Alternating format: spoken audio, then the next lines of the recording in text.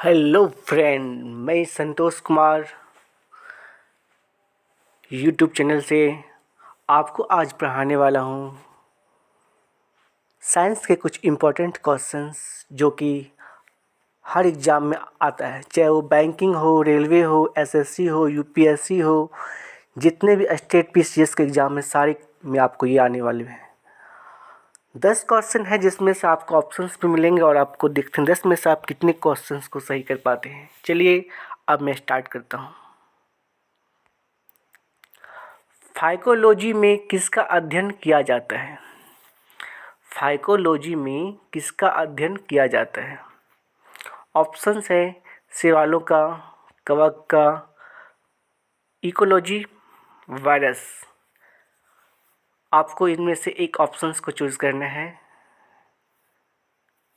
और आपके पास टाइम है सिर्फ 5 सेकेंड।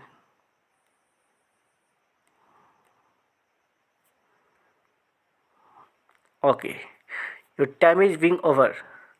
इसका आंसर होनी चाहिए शैवालों का। वनस्पति विज्ञान की वह शाखा जिसमें शैवालों का अध्ययन किया जाता है फाइकोलॉजी कहलाता है। चलिए अब हम बढ़ते हैं अगला क्वेश्चन पे। पर्यावरण का अध्ययन जीव विज्ञान की किस भाषा के अंतर्गत किया जाता है? पर्यावरण का अध्ययन जीव विज्ञान की किस भाषा के अंतर्गत किया जाता है? देखिए इसमें भी आपको मिलेंगे 5 सेकेंड। कार्यिकी, आनुवांशिकी, इकोलॉजी, वर्गीकी। इनमें से क्या हो सकता है? Ecology is the right answer. जी हाँ, इकोलॉजी जीव विज्ञान की एक शाखा है जिसमें जीव समुदायों का उनके वातावरण के साथ पारस्परिक संबंधों का अध्ययन करती है। प्रत्येक जंतु या वनस्पति एक निश्चित वातावरण में रहता है। चलिए अगला क्वेश्चन में आते हैं। फूलों के संवर्धन के विज्ञान को क्या कहते हैं? फूलों के संवर्धन के विज्ञान को क्या कहते हैं?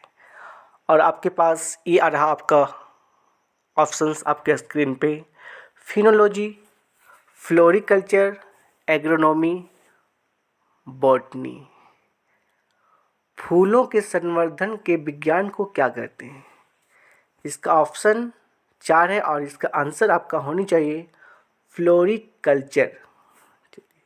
जी हाँ, फ्लोरिकल्चर हार्टिकल्चर की एक शाखा है जिसमें फूलों की पैदावार, मार्केटिंग, कॉस्मेटिक, परफ्यूम इंडस्ट्री के अलावा फार्मास्यूटिकल आदि शामिल हैं। चलिए अब नेक्स्ट क्वेश्चन में चलते हैं। डेंड्रोलॉजी का संबंध है। डेंड्रोलॉजी का संबंध है पुष्पों के अध्ययन से, वृक्षों के अध्ययन से, झाड़ियों के अध्ययन से, बी और सी दोनों। डेंड्रोलॉजी का अध्ययन वृक्षों और झाड़ियों दोनों में होता है, तो इसका ऑप्शंस होनी चाहिए बी एंड सी दोनों। जी हाँ, अगला क्वेश्चंस पुष्पों का अध्ययन कहलाता है।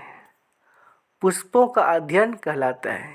जी हाँ, एंथोलॉजी, एस्ट्रोलॉजी, फिनोलॉजी और पॉलिनोलॉजी। इसमें आपका सही आंसर होनी चाहिए एंथोलॉजी। जी हाँ, पुष्पों का अध्ययन एंथोलॉजी कहलाता है। अगला क्वेश्चन देखते हैं।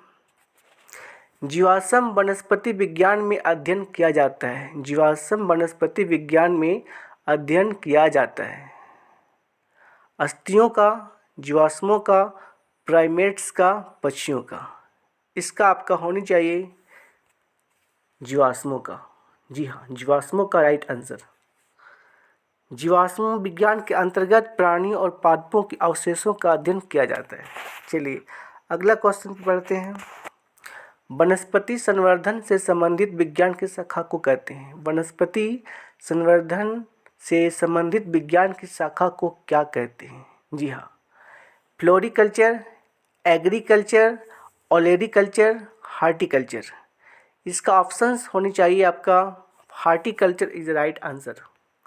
हार्टिकल्चर। जी हाँ, हॉर्टिकल्चर विज्ञान की वह शाखा है जिससे अनाज, फूलों और पौधों को उगाने से लेकर उनके मार्केटिंग तक का अध्ययन किया जाता है। नेक्स्ट क्वेश्चन है, जीवों एवं वातावरण के अंतर अभिक्रिया से संबंधित जीव विज्ञान की शाखा कहलाती है? पादप भूगोल, इकोलॉजी, कार्यिकी, आनुवंशिकी। इसका सही ऑप्शन हो जाएगा आपका इकोलॉजी यानी पारिस्थितिकी।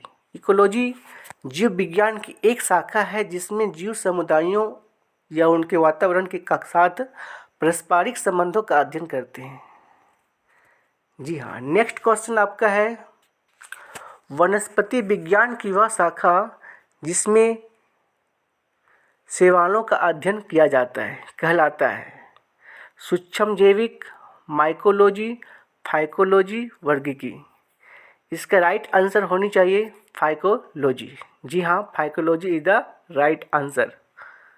वनस्पति विज्ञान की वह शाखा जिसमें शैवाल का अध्ययन किया जाता है फाइकोलॉजी कहलाता है।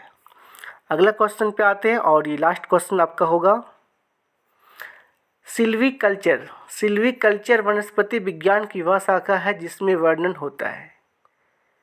आपके ऑप्शंस हैं शैवालों के संवर्धन का, वन के विकास का, सिलिसिफाइड पादपों का, कवकों के संवर्धन का।